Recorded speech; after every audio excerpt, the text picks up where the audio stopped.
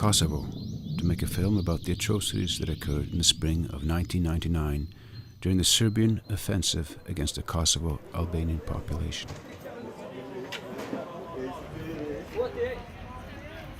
It's strange to see how many uncertainties there are about this, even 10 years after. It is due to this conflict being so sensitive, still. And everything said about the war is automatically taken as supporting one side or the other, as a form of defense or as propaganda. But a documentary filmmaker's obligation is to convey the impressions one experiences and the knowledge one gains of what is being investigated. Right now it's all about standing and waiting. There are such moments, in-between moments, but may actually be as descriptive of this kind of film as anything else.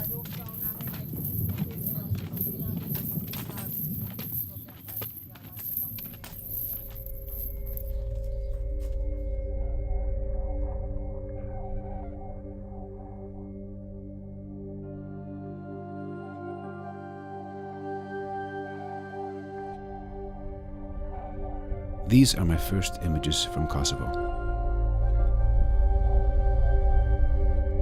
I am deliberately searching for traces of wounds caused by this war in the landscape and in the faces of the people I meet.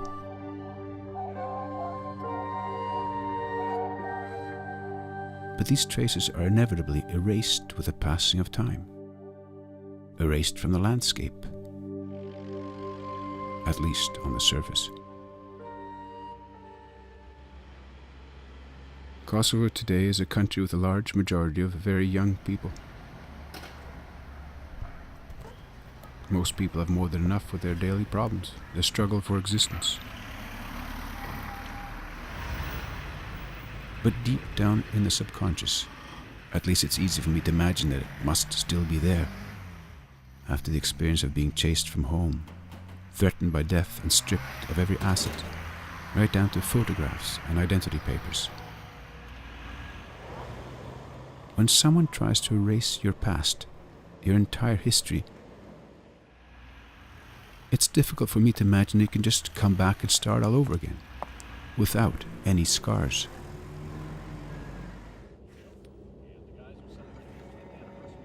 The Serbian offensive in Kosovo in 1998-1999 shocked the world community by the extraordinary brutal way they forced civilians to flee. It was unexpected for a state, a regime, a military power to attack civilians in this way. The Norwegian church aid arrived in the immediate aftermath of the war and was responsible for digging bodies out of wells that had been blown up. A former officer, Josef Martinsson, led the team. His second-in-command was Margita Kukulai, a Kosovo Albanian interpreter, only 22 years old at the time. This job brought them into close contact with all of the survivors, those bereaved of their loved ones and those who had been abused, and they heard the stories. And it was more the rule than the exception that it was unarmed civilians who were affected by this warfare. It was clear that crimes had been committed. But the UN administration in Kosovo lost interest in these events within a short time. They laid down their work, although Josef and Margita felt that the survey work wasn't completed. So Josef paid out of his own pocket for a documentary release, The Wells of Death, a book about the well murders they had helped expose. However, this was perceived as somewhat politically incorrect at the time.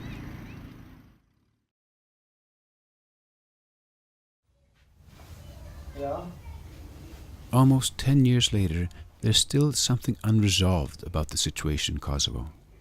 And Josef is convinced that what happened must be brought to light. It is important to document and consolidate things before they disappear. Okay. So now the project is expanded to map all killings on civilians during the war. Okay.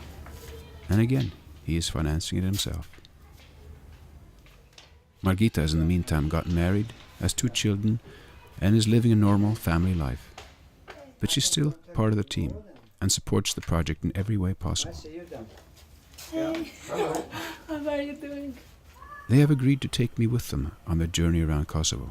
Just calling Armin, but he didn't answer, and then I called Naim and had to talk with him. Okay. So we will plan for today's or Meeting. next week's meeting. Their strong motivation is amazing.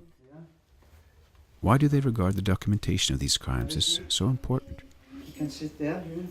We will sit here. For Margita, it has something to do with being betrayed. Agenda. Before the war, she worked for the OSCE, the Observer Mission, as an interpreter. But when they left, they just left behind their local colleagues in Serbian custody. Margita finds it hard to forgive this. And now here it is, the file with all the names that we have got from different sources. So I think today, up today, we have 7,617 names that we have collected. The lists of murdered people are from different sources, such as the UN, the Red Cross, and Human Rights Watch, as well as from some private organizations. Josef and Margita then travel around on their own to verify the information. But we still prefer to go in the site and have the first-hand information and interview the witnesses and have our recordings.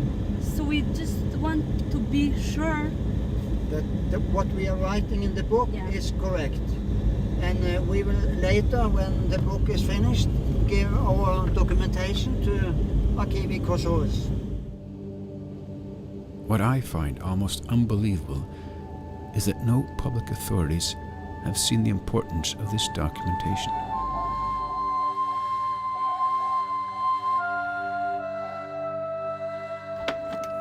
In Studenica, there's a teacher, Rahima Lipai, whose daughters were both killed along with her father, mother-in-law and others.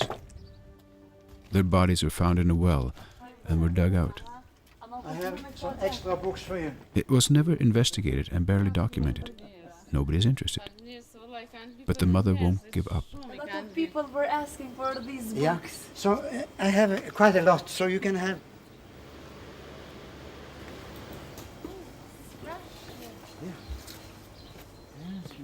They document cases and film the interviews themselves.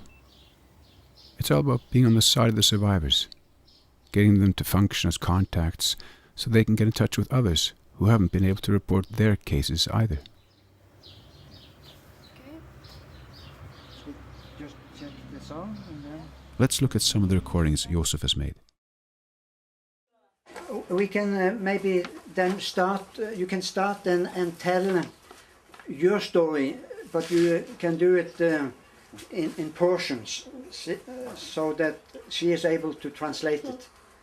And then you can start again when she has finished the translation. They don't want to influence the people being interviewed, so it's an important principle never to pay for interviews. He doesn't get any compensation for loss of income. It's just a break in the vegetable gardener's Mehmet Krasniki's working day. He survived a massacre in which 106 people were killed. Shall we ask first? I'm struck by the normality, by the civilized life that is being led in Kosovo.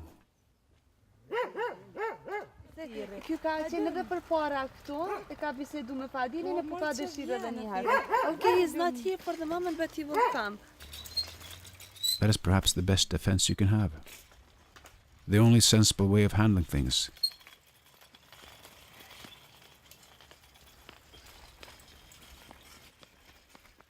But of course we're here to find out about some incredibly bizarre events that occurred here, and which makes this situation a little bit special. He's just like Bleran. Yeah. He looks like... The man we're waiting for, Fadim Mushuli, got most of his grand family wiped out.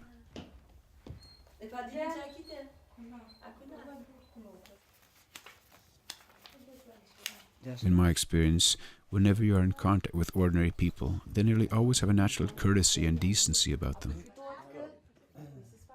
Yeah. Remember me? Or?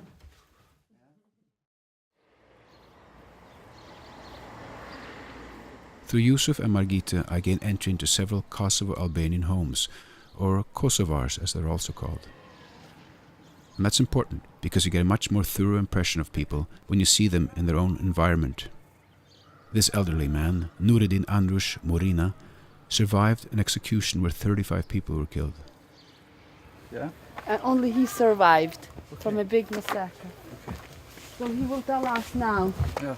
at the site where the massacre happened.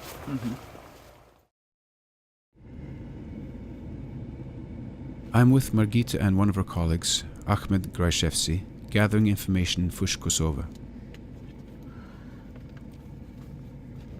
In one family here, the Mirenas, 16 men were arrested by the police and they have not been seen since.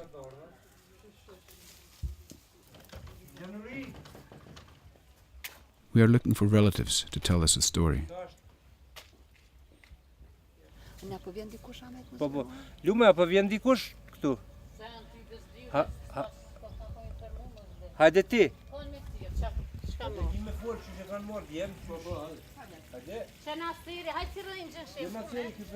She is rejecting us in a demonstrative manner, showing her frustration because of the lack of help or support.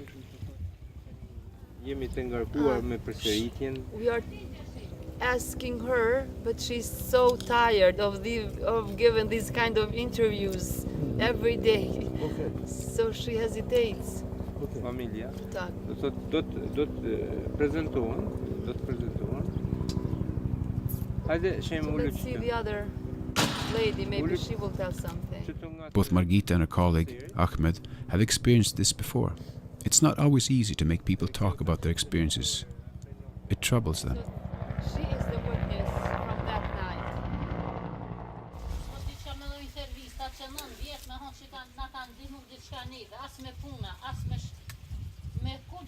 I gave so many interviews, but I didn't get any help from anyone. We got old. It only makes us old talking about this. Yeah. Kan po të përfaqësisht një aty në asë në fakultetë më regjistru, se jetë që me thonë jena lënë dash me ditë në këtë intervjiste. And nobody is helping us, not even here in our local community. So we have lost hope, says Lumnia Mirena. The most important of such interviews is the issue of credibility, that what is told is the truth. It's not just when people are talking that they communicate. They also communicate through the face.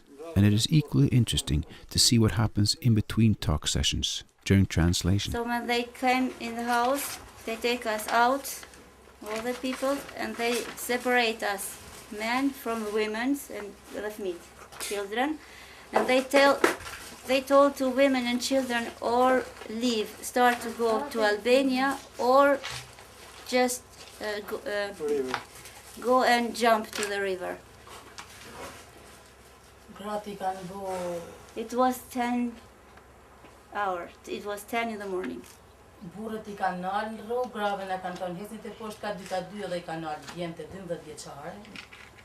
Neve në kanë hesin grave të poshtë, ta I kanë nalë. So she's saying they separated us from the men. So they says to us, just go from here. So when we start to move, they stop us again and they take some young boys, 12 years old, and join the men. What upsets them the most is that a dozen of young boys, 12, 13 years old, who were walking off with their mothers were stopped in order to go back and join the fate of the men.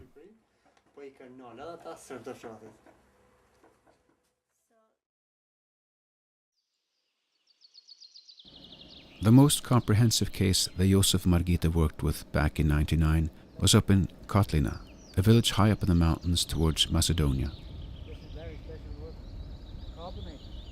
The search came very early in the morning, 4 or 5 o'clock in the morning, with the train down from Ferisai. And they unloaded the train wagon here with the heavy trucks they had, tanks, military vehicles, and then they went up here towards Kotlina on this small road up there. And approximately 8 o'clock in the morning, they attacked Kotlina.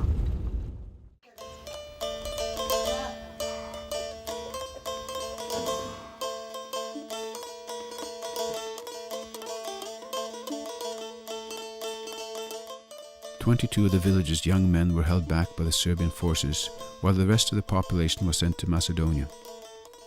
Nobody knew what became of them. This boy, Suleiman Kuki, was born 2 months after these events, and his father was one of those who disappeared.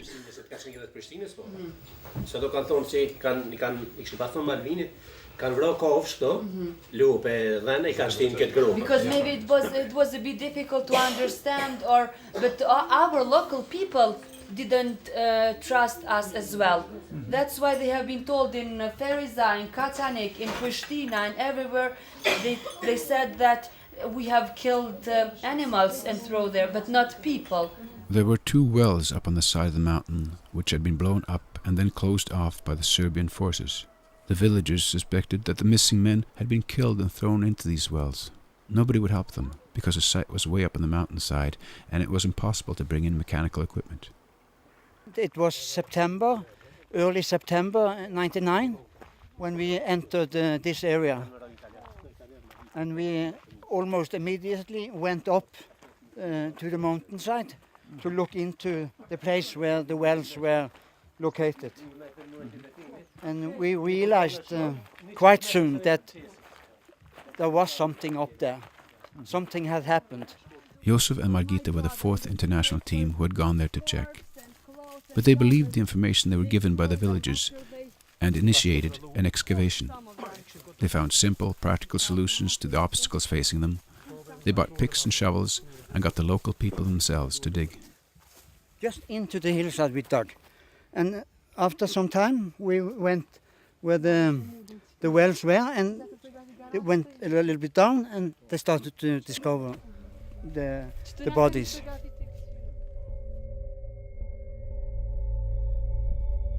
But the villagers are still angry over the skepticism they were met with by the authorities in this matter. It was something unbelievable.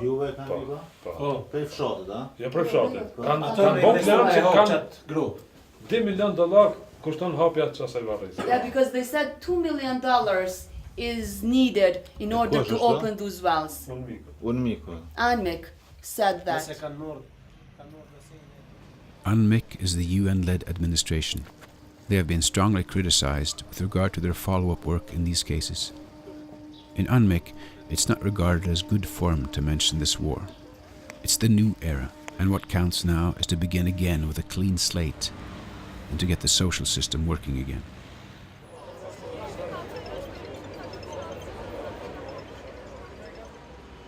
But pictures of the missing people are still hanging outside of Parliament.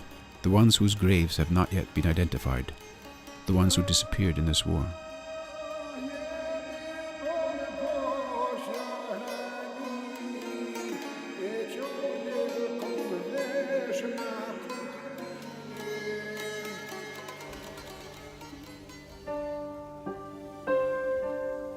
The Kotlina case attracted a certain amount of international attention because it was cited as part of the charges brought against Milosevic at the war crime tribunals in The Hague.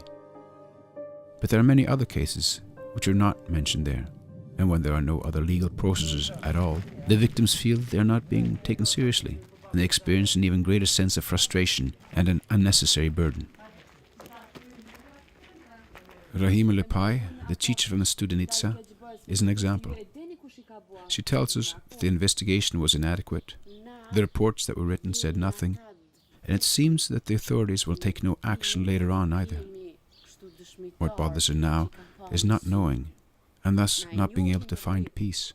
But concerning my two daughters, my mother-in-law and my father, she said, it's nothing written. Just they were killed in the well, but they didn't put if there was a bullet in the neck or in the chest, or they should tell more about it, how it happened, but nothing.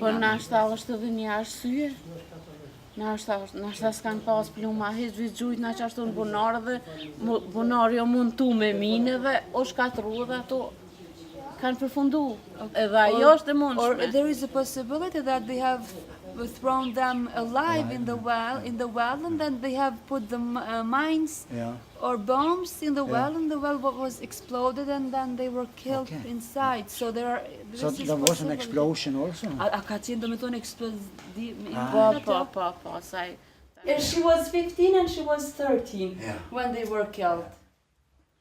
The girls were at their grandmother's house to help her with something, and the house was suddenly attacked.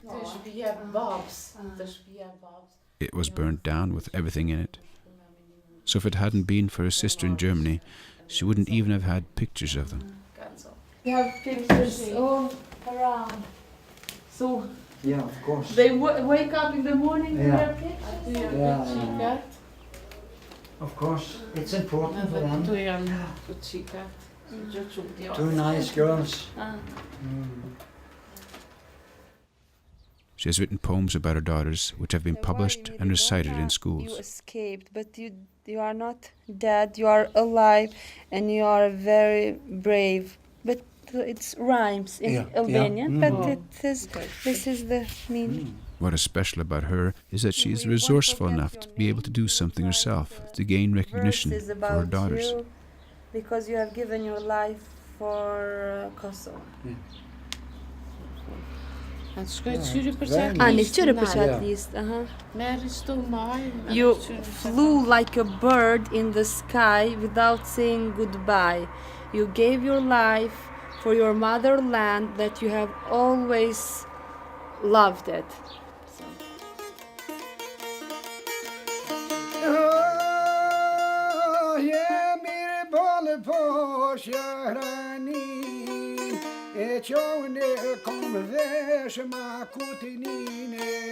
This old man, Ahmet Muslia, is an image of Kosovo. He sings heroic songs about those who fought and died in this war against the Serbs 10 years ago. This is how they preserve their history.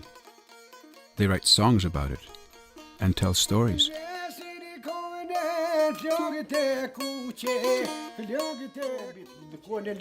During the war, there were a lot of people that were killed, and then I sing a song about them. But they have no tradition for documentation and facts. The meticulous, authoritative story which modern times and modern society find so compelling. Here you have whole families that were massacred. This was from Rahovec area in the western part of Kosovo. It's almost babies, young children, and a mother. Another one is in the same area as a father, a mother, and a child. And then the relatives made a story for me, so I could use for my book.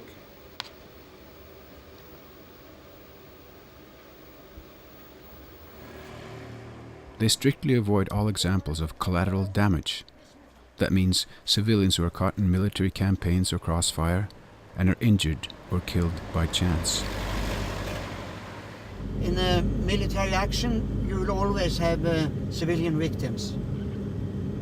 But I'm looking for pure civilian victims.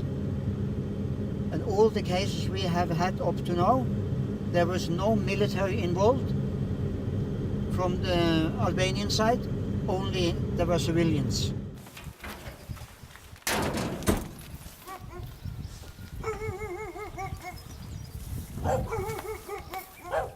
The Mashuli case in Poklak is one of the most grotesque cases. 56 people, mostly women, children and elders, were put into a room, and then 2 hand grenades were thrown in, and afterwards shots were fired.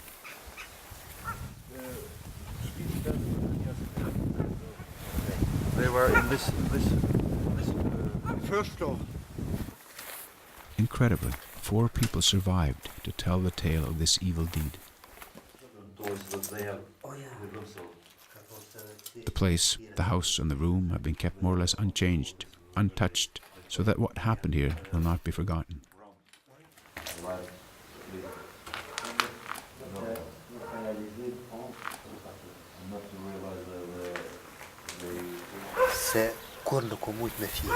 Because I couldn't sleep. Never. The family's survivors lived in the same area for the first few years afterwards, but they started to develop mental problems, says Mushali. Omnibus. And they started to say to each other, my mother is coming, my father is coming. I had, during that time I had a very big crisis myself. The plans to turn this site into a museum have come to nothing. In any case, when we visit him 5 years later, there's been no progress. But judging by outward appearances, Musholi has managed to get on with his life. He has established a new family and built a house at some distance from his former home. What kind of relations do you have with the members of the with the victims that we are talking about? So father, mother, 4 sisters, wife with 4 children, and the wife of my brother with 2 kids.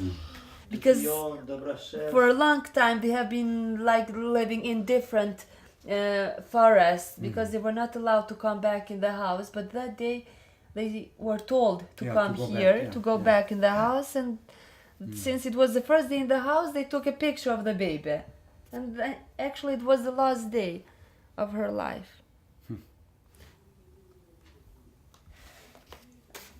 Okay, so this was the woman that came back. It says Emine Sinan Muçoğlu. It's a new writer. Even though she survived from the massacre, she didn't want to live again, so she went back in the room where 53 people were massacred and burned. So maybe the second time when police came, then they killed her as well. So in this room, When we visit the site, the wall is gone, and so are all the other buildings. Nobody lives there anymore. But the house itself is still standing, untouched. the blood is still here. First they put the grenade there. It just got pre-noted again. Okay, so because in the room upstairs, the execution happened, and then the blood is coming from up, down here, so it remained here still wet. Because around 300 liters blood have been poured here. So.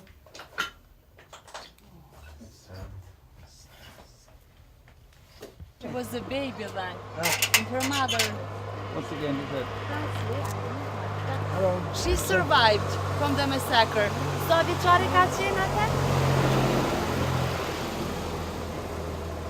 She was 2 years old that time. There's something about the matter-of-fact approach they have to massacres that never ceases to puzzle me. No, the woman is not here. No. Nevena interesanta me ton vaš. Arbenita is the name of the girl who survived.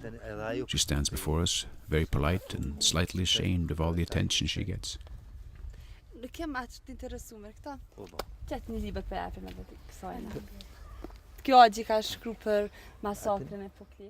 There are tangible similarities in how the massacres were carried out. Mehmet Krasniki from Krzyżewogel is a survivor of a similar massacre. He's a person who doesn't like anyone to get close to him, especially with a camera. But to tell the story means to again having to relive all the pain, and then it can't be avoided. So they put us all in that house. Before it was a house, and then the stable.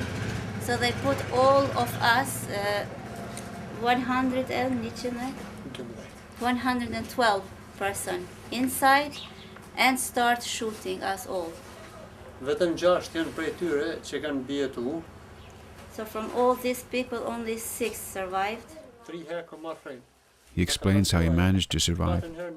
They covered the corpses with straw and set fire to them, but he was underneath all the others, and his jacket was soaking wet with the blood it had absorbed from the bodies on top of him. He could endure breathing the smoke by inhaling through the blood in the jacket. When that was no longer possible, he threw himself through the flames and out of a window. He saved his life, but suffered serious burns. There's only some small scars that you can see. Little bit in the face. No, he's telling now that after I came from Albania, I started writing something in the paper, what happened. But He says that he tried to write down the story, but that he only managed to produce one page. It was too difficult for him to be confronted with these events again. I write it. But of course, bringing me back again. Thank you very much.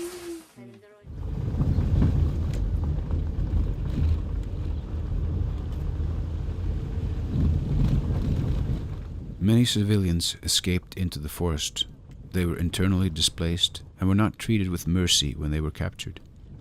So they went there to avoid the Serbs? Yes.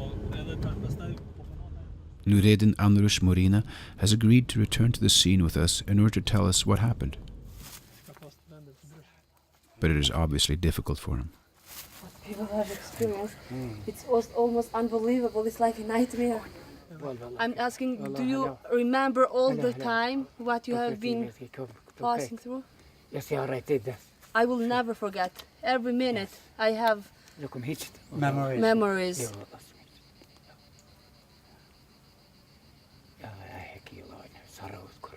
No, I will never forget. First they were shot at from tanks, and then foot soldiers attacked them. And then we moved from the forest. We moved here because we were afraid that they will all just catch us and kill. So they wanted to be in the surface so they can see that here are civilian people. The soldiers separated the men from the others, and then a commander came over and told them what they had in store. And he said, we will kill all of you. And we will cut your bodies with knives. And then he showed the knife. And then he said you should put your hands up.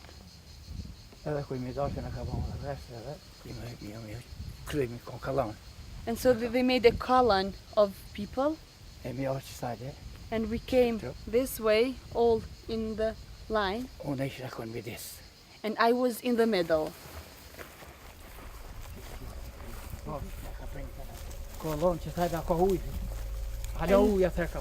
There was water on that time, down here. I was here, in the middle.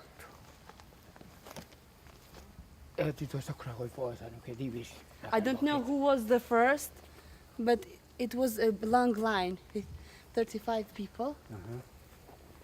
And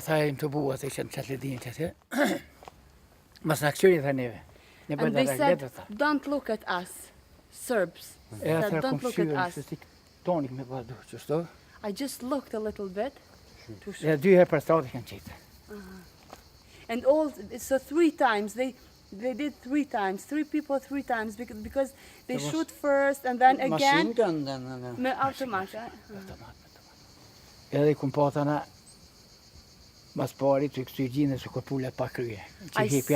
I saw people jumping like you cut the head of the chicken. They were jumping like that.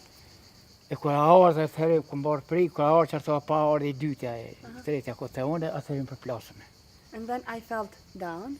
Miraculously, he was not struck by any of the bullets. The soldiers didn't return until the following day to do what they had promised, to hack up the corpses, so he managed to escape. But I was such in a bad situation, so I didn't know that I was with my brother. After then I noticed that my brother was killed as well here. Ja, jag kommer ihåg att hon And he was older than me. med familj. And I thought that he went with the family because he was old. Familj. Mer pojkar var också. But he was killed. There is something strange in the way such obvious facts, which are so easy to check and corroborate, have still not been established as irrefutable truths, as historical realities. Of course, there are people who deny reality. They often have personal reasons for discrediting the obvious. But here, there are also third parties. That means the vast majority of people, those on the outside, but also inhabitants of these countries, who know very little about what actually took place. This is because there have been no follow-ups. Instead, things have been hushed down, concealed into oblivion. And this happened in a Kosovo which has been under international governance and administration during the entire post-war period.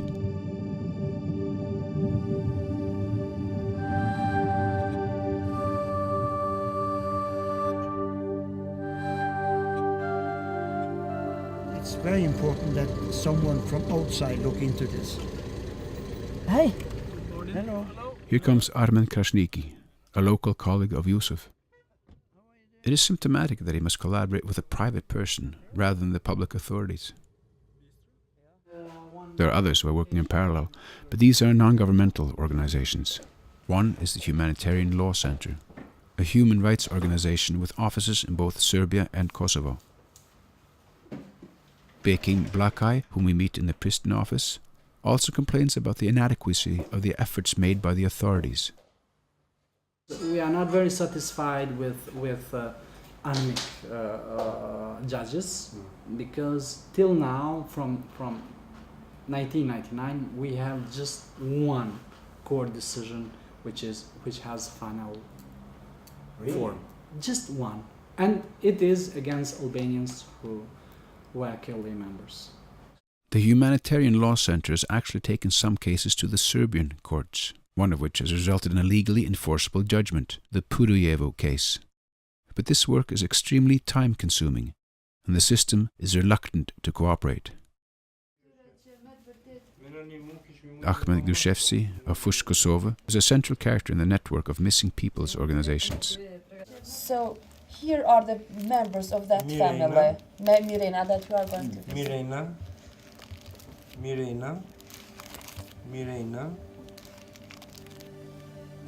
So it was the police who came and took them, put them into the back of the lorry and drove them away. They were being taken to the police station for interrogation, they said, while the other family members were put on a train to Macedonia. How these were found again is interesting. They suffered a different fate than other victims we've discussed. Shahida Mirena explains. And when we came back here after the NATO came in, and then we were told that they are all buried in a mass grave in Pamuzatin. There is a village. When we went in that village, the bodies were not there, but the graves were. It means after they buried... It was actually quite common that the mass graves were dug up at a later date and that the dead had disappeared. But I found the shoes of my husband in that grave.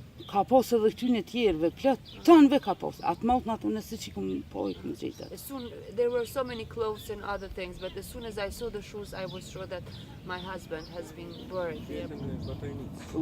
And then all those bodies were found in Batajnica in 2006, have been brought here again and reburied again. In Serbia.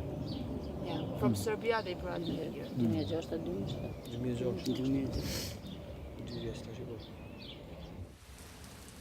Along with having the bodies of the victims hidden in wells or burnt, some were also dug up and transported to Serbia in refrigerator trucks for reburial. This was an ill-prepared and somewhat panicked attempt to get rid of evidence, and was among the crimes Milosevic had trouble dissociating himself from during the court proceedings in The Hague. Milosevic himself died before a judgment was pronounced in the case. But extensive materials were presented in court in the form of testimonies and documents during the 4 years the case lasted, and this is an invaluable source of information for journalists and researchers. Norwegian journalist Kjell Arild Nilsen published his study of the Milosevic trial in 2007. It was quite clear that he had given the order to cleanse Kosovo, the battlefield, and also the fields where people had been buried. Did not state explicitly that they should clean mass graves, but it was explained by one of his deputies in this deputy's statement to the ICTY that this order had come from Milosevic, and it was in great detail how they should cleanse the area and get rid of the bodies of the killed people, because without bodies there would be no evidence. But instead it proved to be a messy and poorly implemented operation. One of the trucks full of victims of massacres crashed and was found dumped in the Danube. The media picked up on the story and quite a fuss was made. Other hiding places were eventually uncovered, including one in Batanica, a suburb of Belgrade, in a training camp for security police. This is where the Mirena family ended up. In Serbia itself, for the entire post-war period, there has been a tacit prohibition against talking about what happened in Kosovo. To do so would be to provoke sinister nationalistic forces. But a few people have dared to defy this decree. They are human rights activists, and a surprising number of them are women. Natasha Kandic, Sonja Biserko, and Biljana Kovacevic-Vucu are the most highly profiled of them. There's a high price to pay for being one of these oppositional voices in Serbia. Both the authorities and the media try to discredit them and stigmatize them as public enemies and traitors. One of these voices from Kosovo belongs to Svetlana Đurđević, originally from Vranje in southern Serbia. She drove a taxi in Kosovo from 1995 to 1999 during the entire period building up to the war. She was beaten up several times by the police, seriously mistreated when she protested against the crimes she had witnessed. In 2003 she published Hell Mountain, a book about what she lived through in Kosovo. Afterwards she was attacked by masked assailants in her own home, who forced a liquid substance down her throat and threatened to kill her. The police, who were assigned to protect her, instead placed her in a solitary confinement and harassed her. It was only after a great deal of effort and through the help of the UN that she managed to escape from the country. She was given political asylum in Norway, where I met her.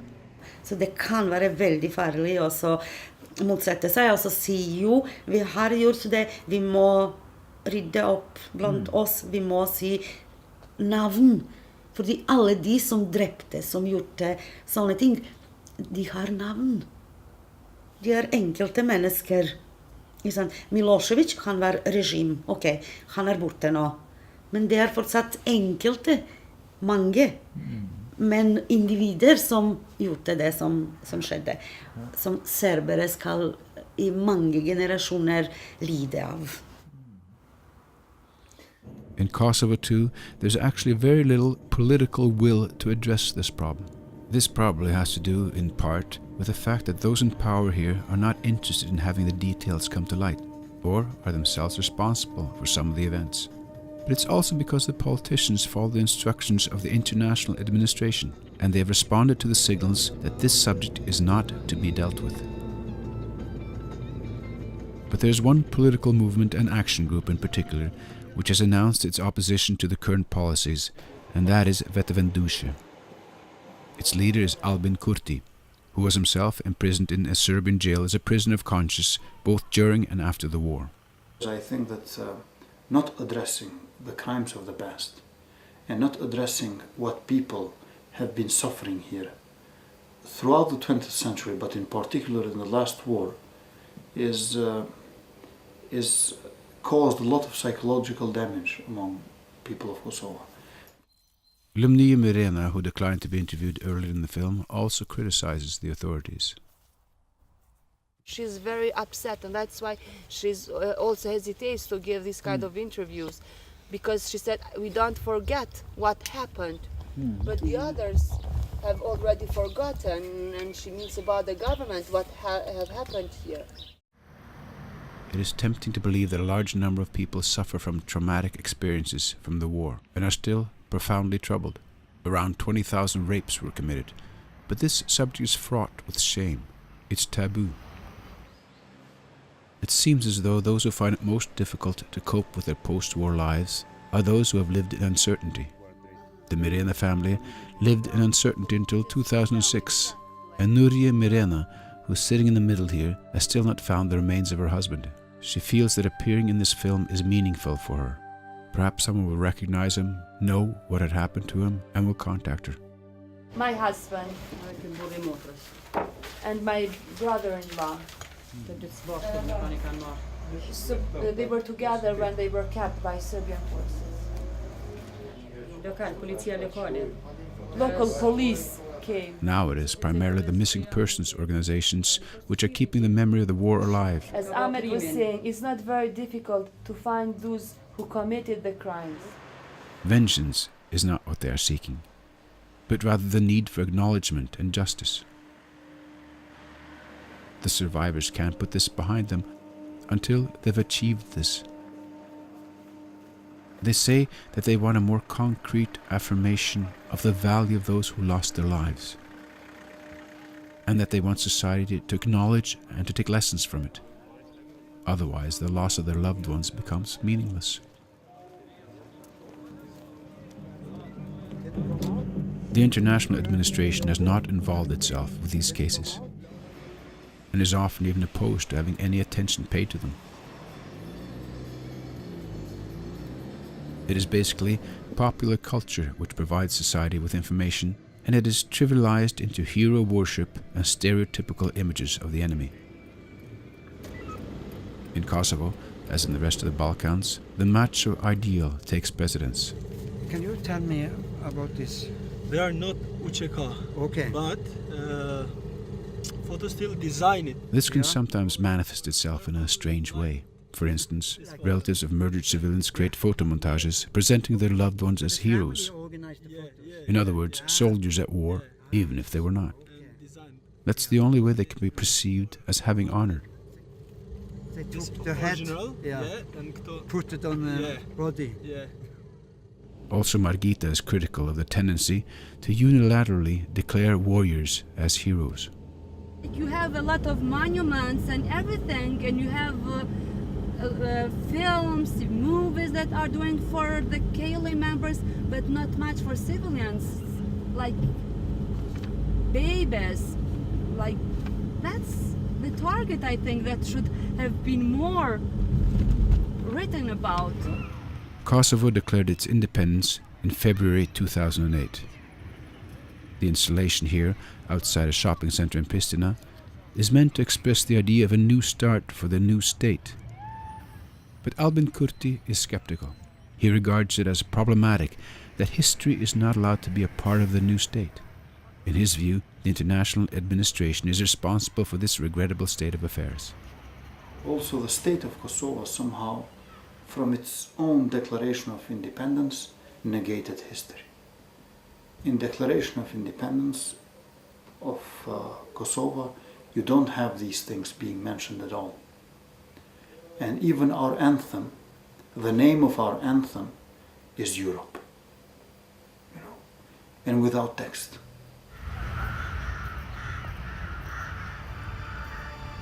At this point, I'd like to interview these international authorities who are drawing so much criticism from every quarter.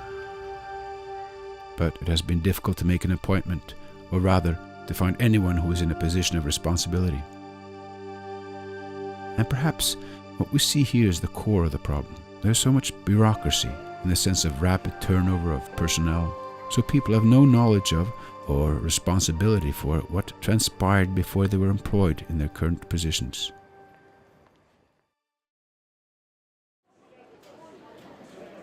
One year later, I'm back in Kosovo. I'm once again trying to tie up loose ends. Since I was here last, UNMIK has been replaced by ULIX. In other words, the EU has taken over the UN's responsibilities in Kosovo. There's still a significant international presence here.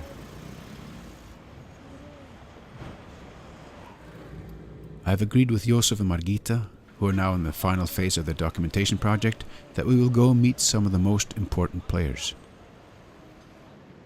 On the surface, the main difference here is that the white UN cars have been replaced by blue EU cars. And although Ulix has taken over the UNMIK building, they have also built a new headquarters in the outskirts of Pristina. Speaking of time passing, the pictures of missing persons hanging in front of Parliament have faded noticeably since my last visit. And Ahmed Grashevski's documentation center in Fush, Kosovo is unrecognizable. But it was here we were last year. Yeah, same place. That garage used to have documentations and everything. Ahmed tells us that he's not working as much with documenting war crimes as before. If you just tell me, how can I help you? Except financial support. He's a busy man, running as a candidate in the local elections. He wants to pursue a political career. Still, he takes the time to help us. I just want to help. I don't have any interest. In order to control all the names I have, I need a meeting with the Association of Missing Persons. I wonder how it's possible, in both Kosovo and Serbia, that those who committed such serious crimes do not cause problems in their local communities. Aren't they a burden? Shouldn't they be dealt with? So many 1st of April that were killed. What is the name of this family in Poklek, you know? Muchole. Muchole. Yes. Yeah, but there is, but the same person who was like involved on the crime is also responsible for another case where 109 bodies were found in the mass grave. That's why he's trying, and I wonder if we miss that information. That. Yeah. But when you have such horrible cases, how is it possible not to take action? E po thot ama kur keni këto raste kaq tragjike, kaq, do të thonë qysh është e mundshme që nuk merr aksion dikush, diçka mi zbardh këto raste. Rastet kanë qenë të lajmëruar në KFOR, kanë qenë të lajmëruar në UNMIK. UNMIK gjithëherë I ka shukatën, nuk e di edhe dosjet se ku I ka lënë. We have always informed KFOR and UNMIK, but I don't know, always UNMIK kept silence and we don't even know where they put the files and documents they got from us, because they were supposed to report to UNMIK. We are not sure if they have given to EULEX now those documents. We visit the Humanitarian Law Center, which has moved since last year, and ask the same question to Bekim Blakai. UNMIK was not at all transparent. In several cases we asked from UNMIK to have some data from them regarding some cases, but they never gives this documentation to us. So they were not very transparent on this process, and actually we do not know what they did actually and which cases they have documented and so on.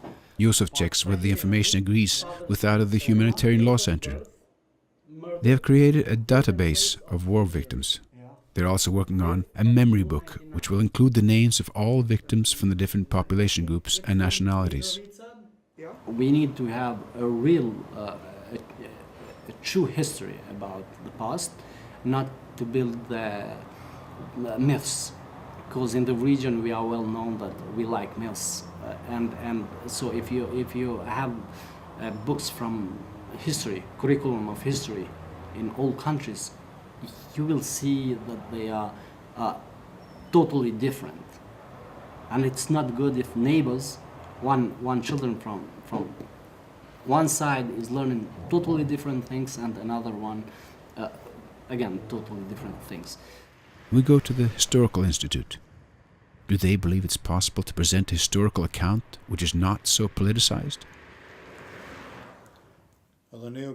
Yusuf Baraktari, the director of the Institute, says that they would naturally prefer to base their historical presentation on relevant facts, but they lack a lot of information of the past and also of the last war. This is why Yusuf's publication of the well-killing documentation is important to them. And that's why we evaluate his work, because that work has been presented in very objective way. But to Josef and Margita's surprise, the national authorities are now documenting the war crimes themselves. Since 1 year ago, within the Arhivi Kosovas, we have established a new department, and where they are supposed to make investigations, collect information concerning dead people, mass graves, heroes, and about all the crimes, war crimes. Oh, really? Se fatkeqësisht Kosova nuk ka pas regjistër të sakt për të vrarë dhe zhdukur deri me Because tash. unfortunately, till now, Kosovo didn't have an exact data concerning dead people. Something new is happening here. New signals. To start registration after 10 years, and they'll finish the job within 4 months, claims Yusuf Osmani, director for the archive. With a sense of anticipation, we go to the new ULEX headquarters. They now hold the responsibility for making all decisions related to the progress of investigating and prosecuting war crimes. We have made an appointment to meet with ULEX spokesperson Karin Limdahl, and it is apparent that ULEX takes a different view than UNMIK did. But I don't think it's possible to go on to create a fully functional democratic state if you don't deal with the events of the past. You can't just close the door and say, okay, let's forget about this and try to build a new Kosovo. No, there are things that needs to be dealt with in the history as well, and I think this is something you have learned. You can look at many other post-conflict areas in the world, and it wouldn't be possible to go on if you don't at least try to solve most of the events of the past, because otherwise it's going to come back haunting you again. She says that all of UNMIK's material has now been transferred to ULEX. Apparently no action had been done for a long time. Of the approximately 1,200 cases they received, 300 had to be immediately discarded for lack of documentation. As I said before, these are cases that happened 10 years ago, and it doesn't get easier with the time to solve those issues. It becomes harder. Witnesses have died, witnesses have left the area, witnesses are not willing maybe to come forward any longer. People want to put the past behind them maybe and continue with their lives. But EULEX at the same time very much encourages the general public in Kosovo and outside of Kosovo to come forward and to help us in this process. Because without witnesses, there is no way we're going to be able to solve all these cases. It remains to be seen whether ULEX means this seriously, but they don't have an easy time ahead of them. They are facing the bitterness which is built up in the populace during the years of international governance, which were characterized by stagnation in so many ways. At least the public see it that way. And some express their mistrust through destructive behavior such as throwing rubbish onto government property or overturning their cars.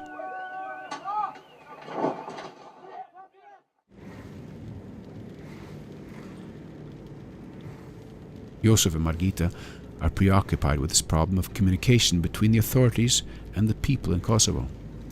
Their loyalty lies clearly with the people who were victims of the war. There is an outcry for feedback in all the families and in all the towns and villages that experienced abuse.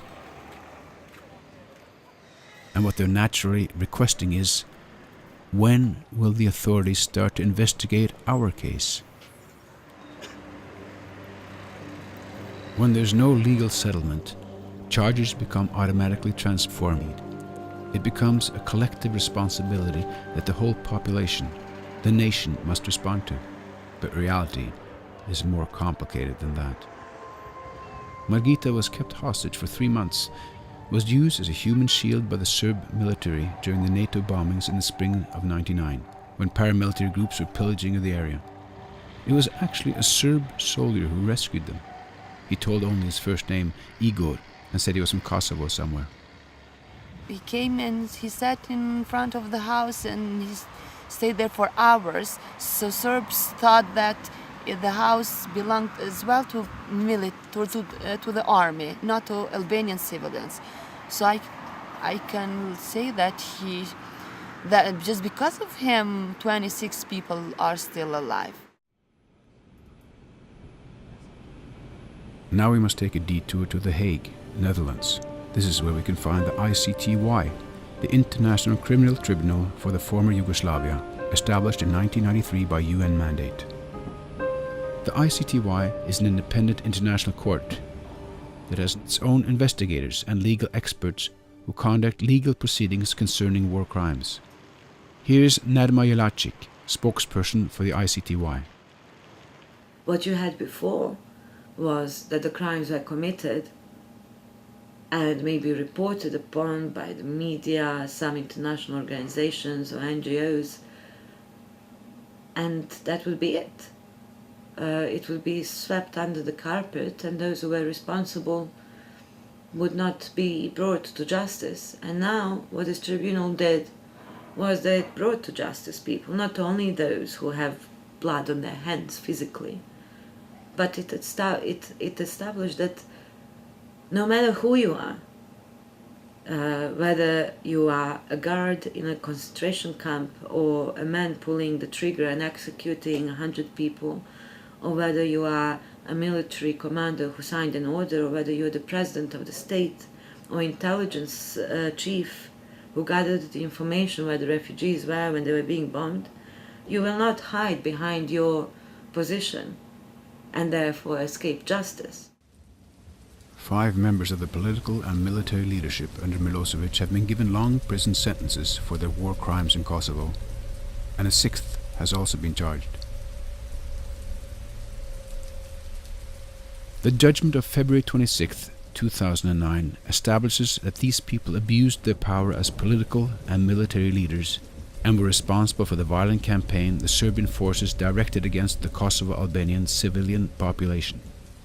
The court specifically mentions that the attempt to conceal the killings by transporting the dead to Serbia clearly shows that these are purely criminal acts. But the ICTY has a limited mandate. 2004 was the last year they could issue new indictments. Within a few years, the court will be closed. Then it will be the responsibility of the national courts to follow up those who have not been charged. In other words, the vast majority of war criminals. And so far, these courts have shown little capacity for or interest in doing so. But in the view of Nedima Jelacic, it will in any case take more than mere legal procedures to get developments in these countries on track again. They need to have an alternative truth mechanism which will establish some historical facts or wider facts that courts do not have the role to do. They need to be able to clean up their ranks, political, police, military, media, and all others, from those who were involved in the wars. And for that, for the true reconciliation to take place, you need to have the involvement of the media, of the non-governmental sector, of the civil society, of the citizens themselves, and most importantly, responsible involvement of the politicians there. And then when you have all those elements, then you can maybe ask people to reconcile. There were, of course, other population groups who suffered during the war in Kosovo, and it cannot be denied that some Kosovo Albanians also committed war crimes. A wartime scenario is always complex. But that's where the fallacy occurs, when one automatically tries to balance or justify violations by pointing at crimes committed by the other side. In The Hague, I meet Elsana Nurkovic, who works with documentation of war crimes for the Humanitarian Law Center. She herself is a victim of the war, as her father disappeared in Kosovo in July 1999. It is interesting that she does not see herself as a counterparty, although her father was most likely an innocent victim of crimes committed by Kosovo Albanians. So the political climate is, of course, destroying the chances that victims sometimes see of course, the politicians have different agendas. They are interested in if the Kosovo is independent state or not, if this territory is under control of UNMIK, EULEX, or Serbia or Kosovo authorities. But these are separate issues from, and should be kept separate from, war crimes committed in the region. The institutions should be able to be independent from the influences that the politicians, of course, are trying. And what I see, of course, each side wants to cover its own crimes and talk about the other side's crimes. And this is a game that I would maybe call a dirty game, where you lose the right topic to discuss about. It moves into a political field.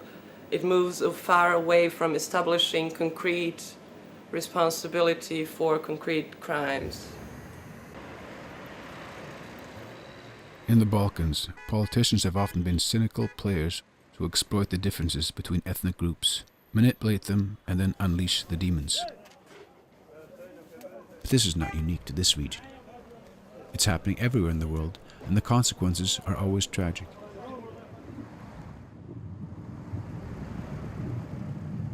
There is some truth to the fact that one cannot rely too much on the international organizations who come to help. The OSCE was in Kosovo in the winter of '99, and the refugees who were displaced returned, with assurance that it was now safe to come home again. But then suddenly, the OSCE pulled out, without informing the local population. The village unit housed 150 people. And OSCE just left them. They remained Serbs immediately when they took them. And then I don't know what they did. They are still missing. Till now, they are not found. And I never forget their faces. Margita is one of the lucky ones who got through the war apparently unharmed. However, she is still uneasy. There's something that will never give her peace. She has glimpsed into the abyss, and it horrified her, something she never wants anyone else to experience. I hope that my two sons will live in a very peaceful state, without war, without bullets, but like I have experienced. That's my wish.